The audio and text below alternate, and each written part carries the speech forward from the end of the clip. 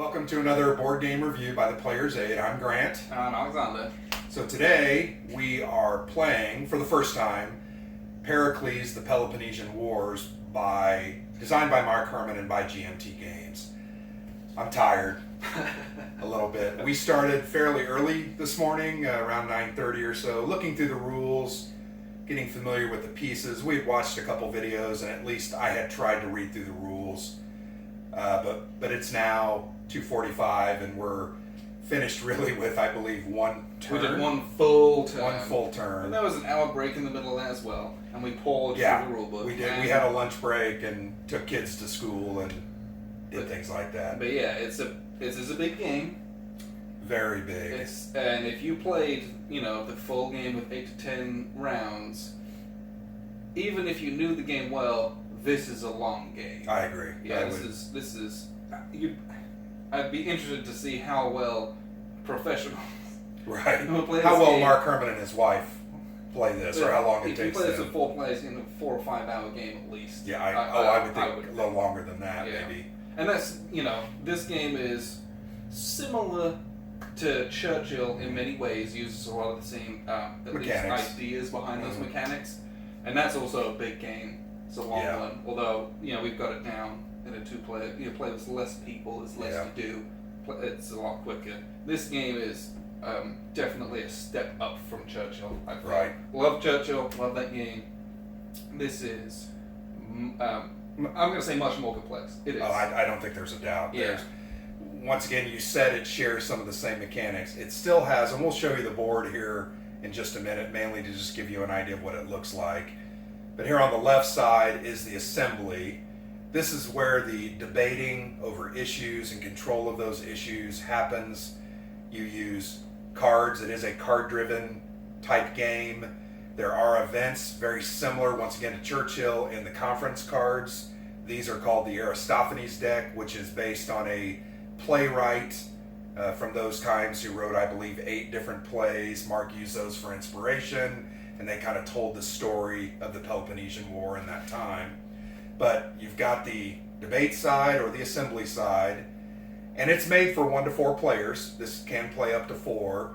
If you play 4 players, you're going to have 2 Athenians and 2 Spartans, each competing against the other nation, each side, and then each within internal faction competing against each other as well. And you're trying to win as your faction of your greater side against the other side as well. Yeah. So that's the coolest part of this game. That is also, for me, one of the coolest parts of the coin games is you might have a natural ally, but you're trying to win over your ally as well as defeat a common enemy.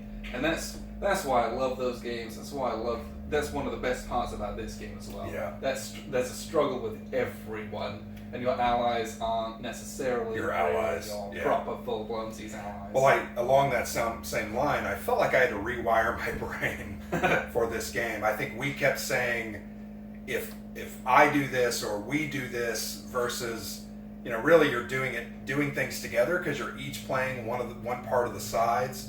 So I had to really rewrite my brain and understand that it's really, this game, I think more so than Churchill, is about the score. This is about building up your honor, having the most honor in the game so that you can win.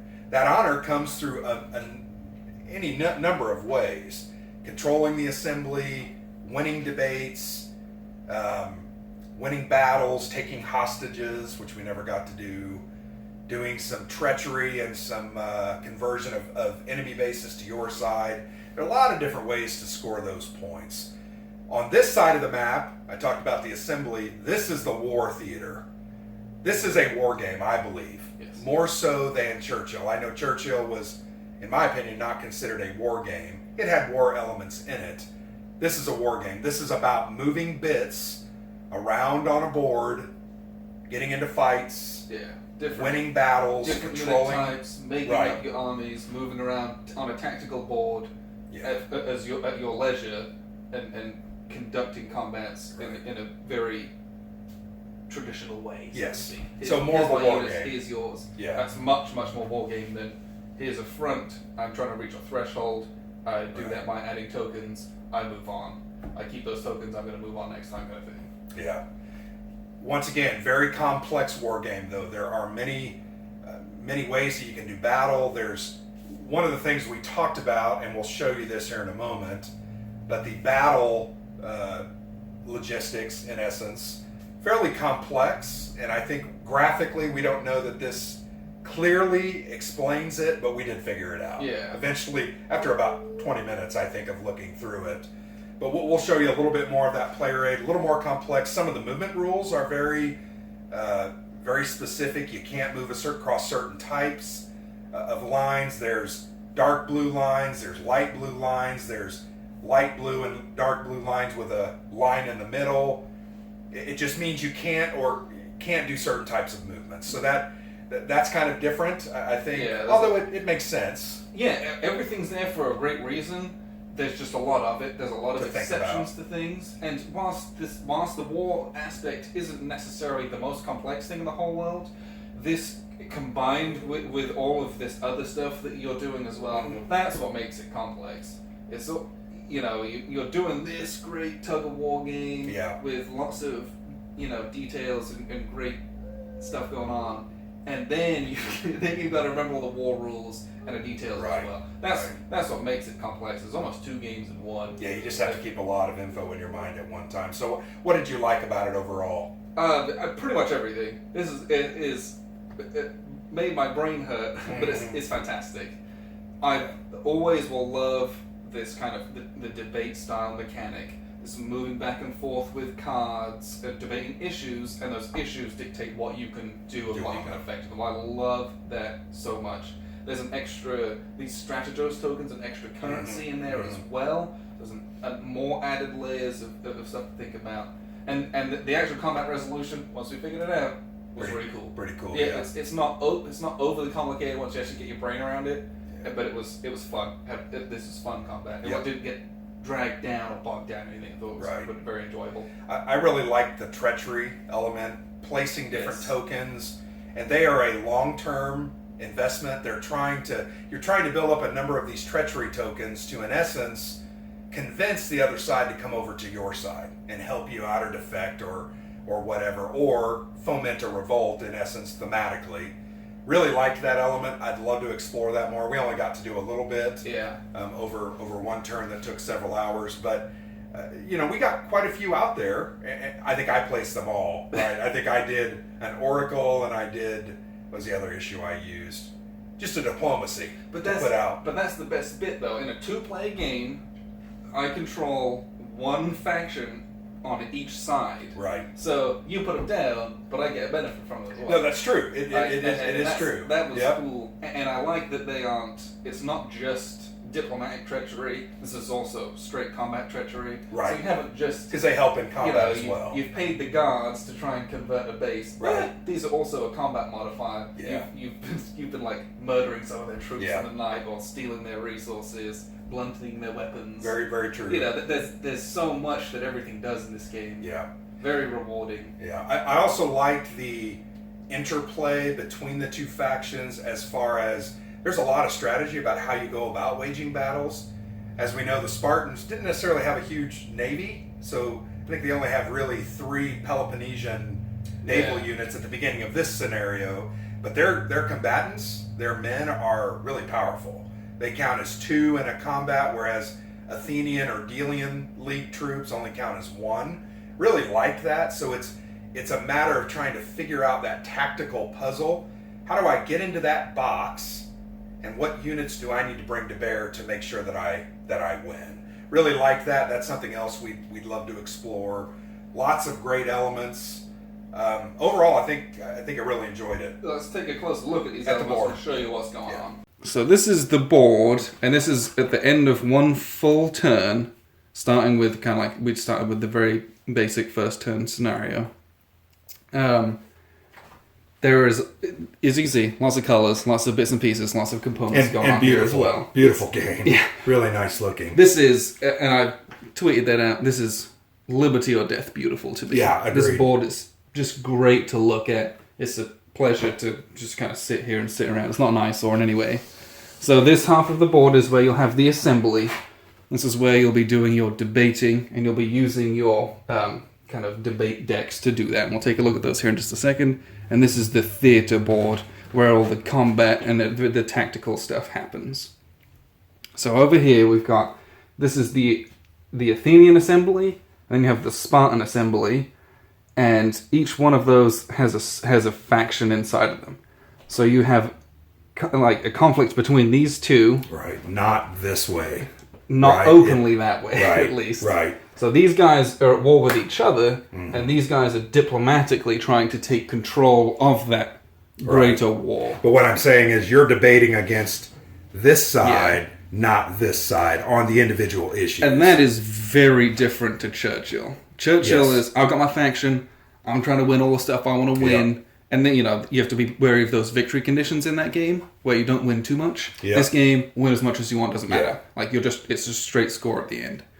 But it's so, this is getting your head around it, is debating with the person that's on your side and trying to outwit them, so to speak. Yeah. And that's done by, you have a hand of cards, and you can see these cards, and Grant took a look at these in the unboxing video. They're double-sided cards.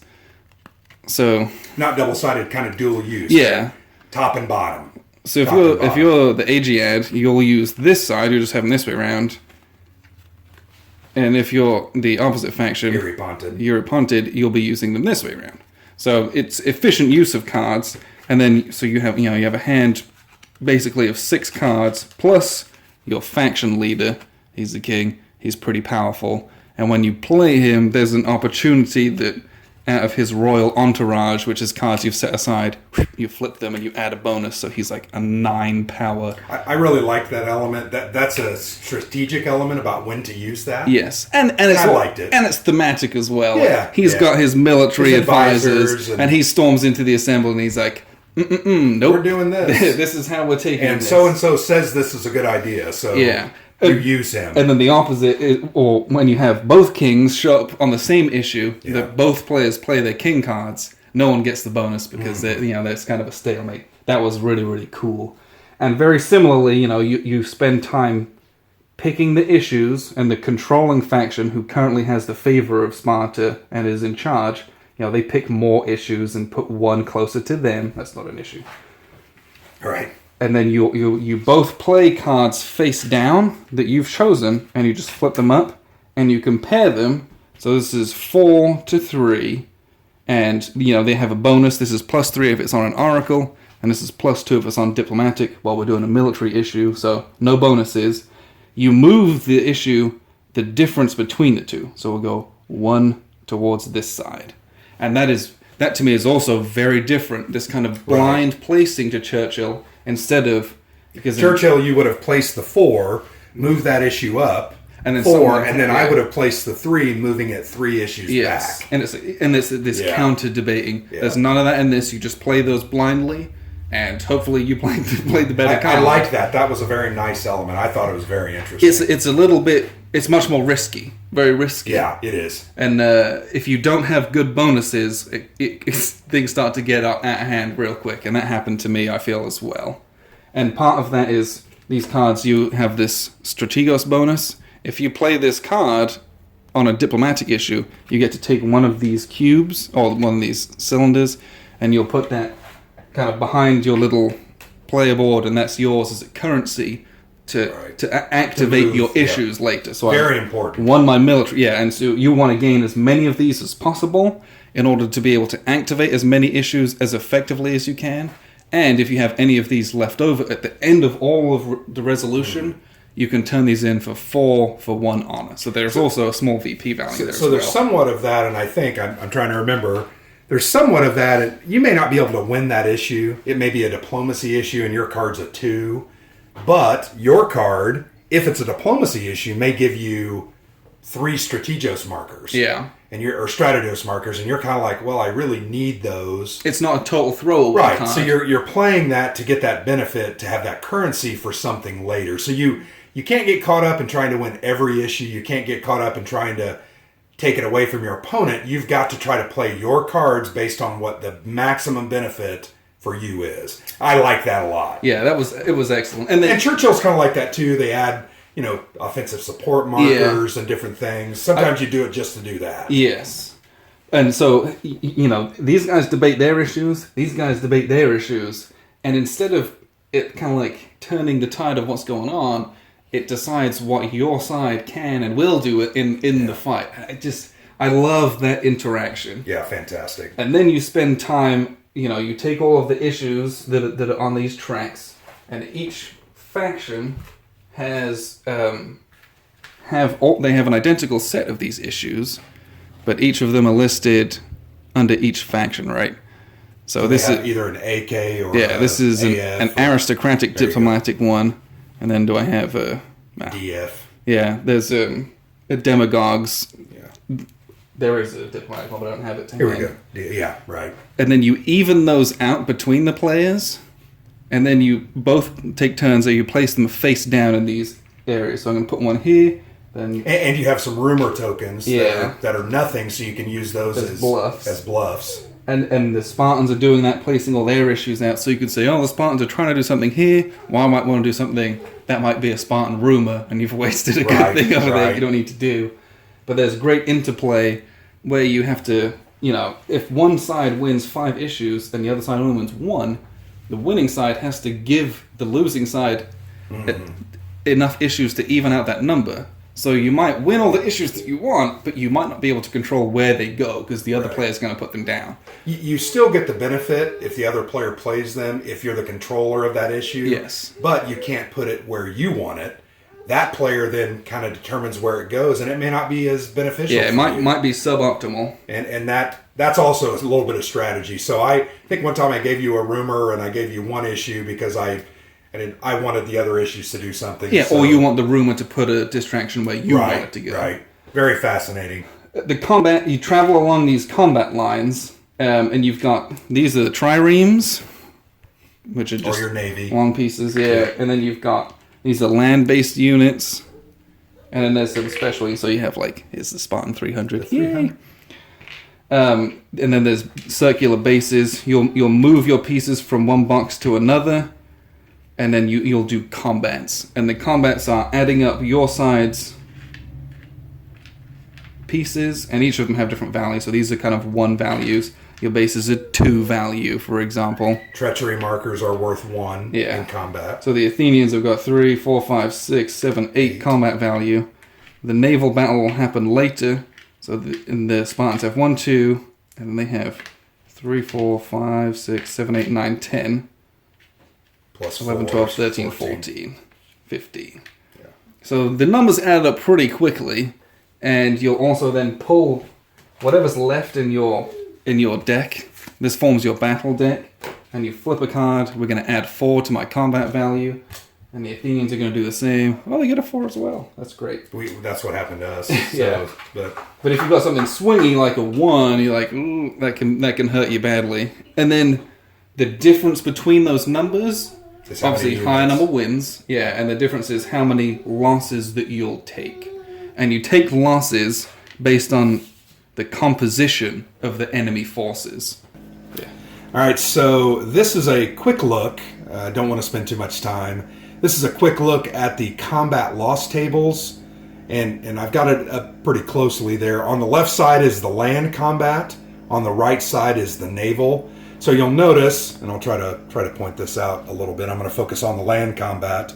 In the example we just previously did, for each winning set of units, so this table identifies these conditions of being a set. So they identify for the Spartans either a red cube or the Spartan 300 meeple represents a set. So in the previous example, I think you would have had 4 sets of winning units. So that means if he had 4 sets of winning units, the loser is going to, of these 3 cubes, see that times 2 number? They're going to have to remove 2 of those 3 colors for each set that the Spartans had. So potentially, all of those units would have. So one red cube is going to affect 2 white cubes. Right. And similarly, if there happens to be blue, and where's the ion? I don't have them anymore. It could affect these 2 cubes. It could affect these 2 cubes. If I had the little gray ones, but I can't see them for looking. Here they are, right there. Use one of those as well. It affects 2 cubes. Right. And that's indicative of the Spartans are good fighters, right? They were trained for battle. They were ready to go. The Athenians were better naval tacticians. And that's just it. On the naval combat, you got 1 trireme for the Athenians will kill 2 of enemy triremes. Yeah. Spartans Navy or Spartan or Peloponnesian Navy just aren't that great. Yeah. So that's the way they balance that. Really interesting, but I'm telling you, we spent a couple of moments, probably 30 minutes, just trying to make sure we understood fully this table. Yeah. So, but it's good. It's actually well done now that we know it. That was the only part of the rule book that was I wanted a little bit more clarity. Yeah, a little more clarity. It was a little bit vague, and it talked over very quickly. The other thing you can see at the top, and this is on the player aid, also is the strength tables. So you can see there once again, Spartans give you two power or strength points. The others give you 1. And then on the right side, the navies are outlined there as well as the bases. And then there's those treachery tokens at the very bottom. So you get 1 strength in a battle for each of those treachery markers, but those can't be used as losses. No. The losses have to be either men or bases or boats, depending on what type of battle it is. You also notice the strategos markers give you a +1 combat depending on what's going on. So a lot of really neat elements, I think, in that combat system that makes it stand out.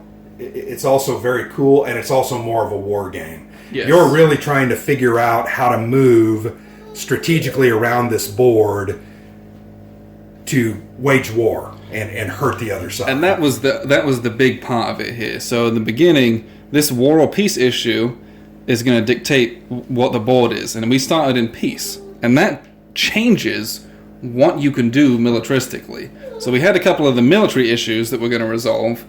And it was like, oh, I want to do this thing. Well, I forgot it was peacetime. Yeah. Peacetime means no Spartan red units can move into anywhere that has blue units, and blue units can't move anywhere that's got red units. For example, be here anyway. That's a big old mess.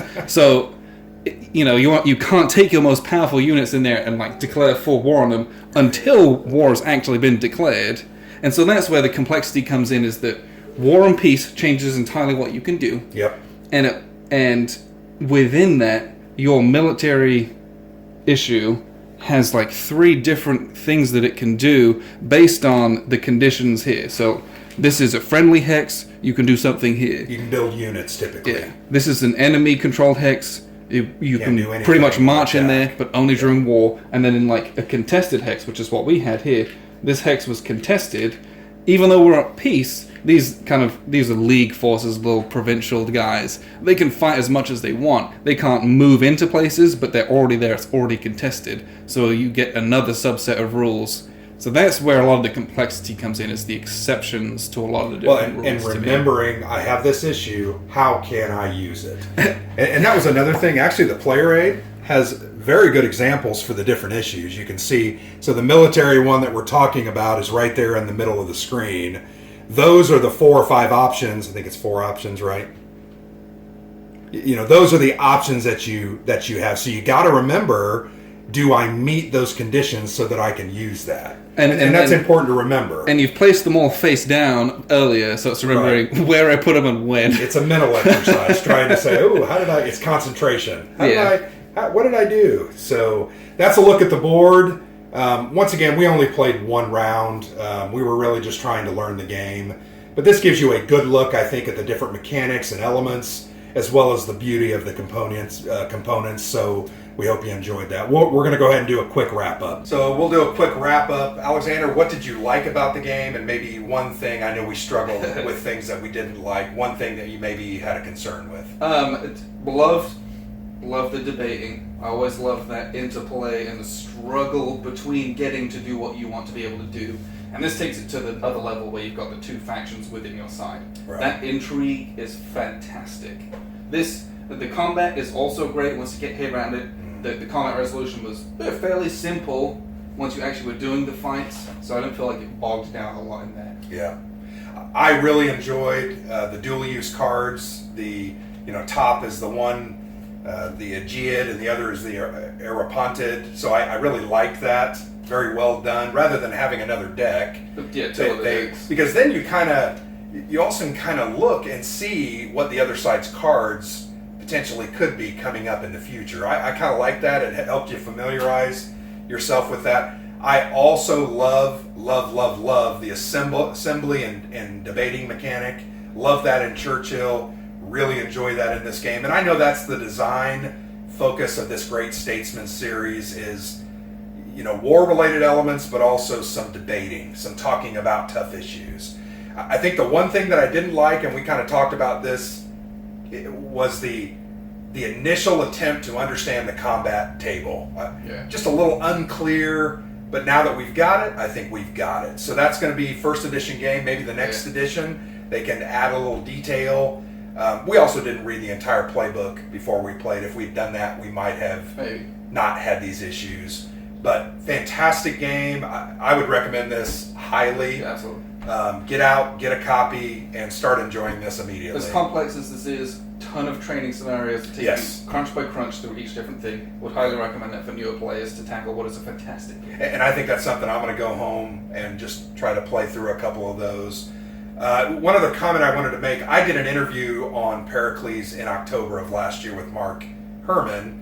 One of the comments he made at the very end of the game, not about this game at all, but it was about the Great Designer series. He has talked about in the future there potentially his next volume could be the Treaty of Versailles. So the treaty to end the Great War or World War I, which we all know basically set into place the happenings of World War II. So look forward to that. I don't know when that's coming out. I have read nothing on it. It could be 5 years from now. But that is one I definitely want to get and play in the future. So this is Pericles by GMT Games, and thanks for watching.